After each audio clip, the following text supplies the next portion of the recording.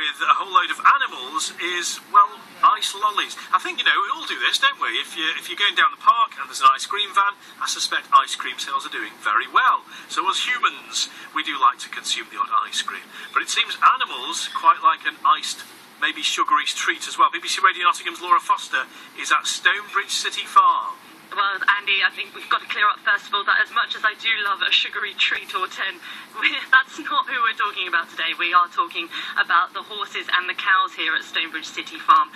Now, normally the food here is served, at ambient temperature. It doesn't really matter, but it's been so hot recently that we're now having to go inside and we're having to go into the kitchen and reach across to the freezer. Now, if I just open the door here, and if I undo the top tray, we can bring out these sort of punnets of frozen ice lollies. Now, the brains behind this is the manager here at Stonebridge. It's Marie Rogers. Marie, talk me through what's in these ice lollies. Oh, they're very cold. Yeah, that's the idea. Keep the animals cool. Inside the ice lollies, we've got carrot and apple, so the animals enjoy that, and it also will cool them down. We all like an ice lolly, don't we, when it's hot, so they definitely like them. And how similar is this to the diet that you normally feed the animals? Well, we don't normally feed them frozen water because we don't normally have weather conditions as severe as we've got at the moment. But apples and carrots, they will get daily, so they like it. Thank you very much, Marie. Well, let's. I'm going to take a walk now, and we're going to go try and feed the animals a little bit. If you bear with me, we'll leave the kitchen. Carrying a nice lolly under your arm is colder than you'd expect it to be. And we walk round the corner, and I'm also here with the education officer here at the farm, Stephen G. Stephen, this isn't the only way to keep animals cool, surely? No, it isn't. We do provide them with shelter, and there are places for them to find a bit of shade even when they're out in the paddocks. We've even got some fans inside the barn to keep some of the smaller animals cool. Of course, the rabbits and the guinea pigs can't take their fur coats off, so they're going to be pretty warm in this weather.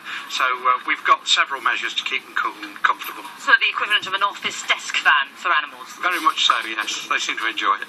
So I'm looking at this ice lolly, and I'm not going to lie, it doesn't look like the most appealing thing, but Casper, the grey horse in front, is now leaning over the side of the fence trying to get hold of it. I think I might have to try this, Stephen. Is it safe for me? Oh, no, I've never fight for it with Casper. Is it safe for us to eat this? It's just normal vegetables and fruit frozen in tap water, perfectly safe for consumption, and Casper certainly loves it. Okay, I'm going to give it a lick. If you hold the mic for me.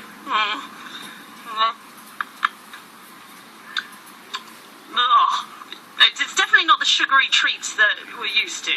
No, it's not sweet like an ice lolly as you would expect, but the animals are used to eating vegetables and fruit, and it's just a nice cold version for them in this hot weather.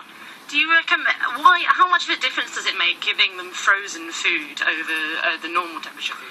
I guess it's just the same as the reasons why we would consume nice cold treats on a day like we've been having recently. And they seem to enjoy it. It's the same food and drink, if you like, that they're used to. So there's nothing new that we're introducing into their diet. It's just served up nice and cold for them. And how do you know that they like it? They can't tell you, obviously. But you can see why Casper. You can see Casper. He's straining there over the fence to get at it. There he goes. He's having a good munch now. Now, if he didn't like it, he wouldn't do that. Well, there you go, Andy. Now, who says it's too early for an ice lolly? Not me. And you can actually come down and maybe help feed the animals yourself this Sunday when it's the open day here at Stonebridge City Farm. Maybe don't try these ice lollies, maybe buy your own. Yeah, it's funny because earlier on you were talking about swimming pools and you tried that. I noticed now you're talking about ice lollies, you're not trying those. I gave it do you want me to actually have a good bite of it? I can't have the one that Casper's eating. Well, you only gave it a little lick, didn't you? So, do you want me to give it a proper bite? Oh, God. Right, we've got a spare here, funnily enough. What flavour is it? This one's apple and carrot flavour. Okay. And that doesn't sound too bad, actually, does it? Well, if you were looking at it, you wouldn't necessarily want to sink your teeth into it. Okay.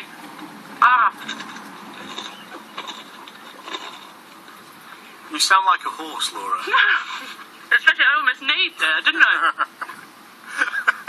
What's it like then? Just tastes like frozen apple, who'd have thought? It could be worse. All right, thank you, Laura Foster, eating animal food live on BBC Radio Nottingham.